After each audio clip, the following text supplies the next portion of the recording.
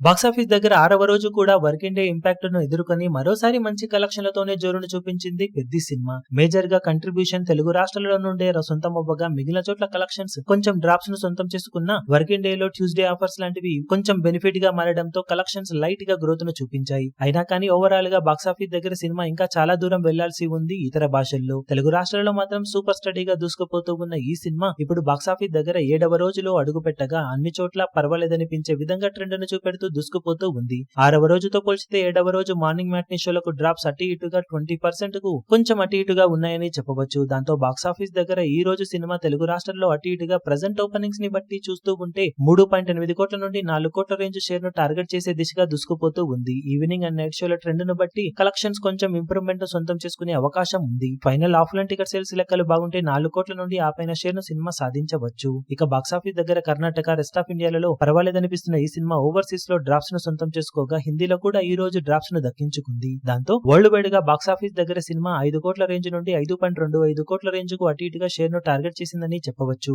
Evening and night షోల trend కనుక బాగుంటే 5.5 కోట్లకు అటు ఇటుగా షేర్ ను సినిమా అందుకునే అవకాశం ఉంది. మరి బాక్సాఫీస్ దగ్గర మొత్తం మీద సినిమా డే 7 ఎండ్ అయ్యే టైం కి ఎలాంటి కలెక్షన్లతో పరుగును కొనసాగిస్తుందో చూడాలి. ఈ వీడియో మీకు నచ్చినట్లయితే లైక్ చేయండి, షేర్ చేయండి, ఛానల్ ను సబ్స్క్రైబ్ చేయడం మాత్రం మరవకండి. ఏ చిన్న అప్డేట్ ను మిస్ అవ్వకూడదు అనుకుంటే బెల్ ఐకాన్ ను ప్రెస్ చేయండి.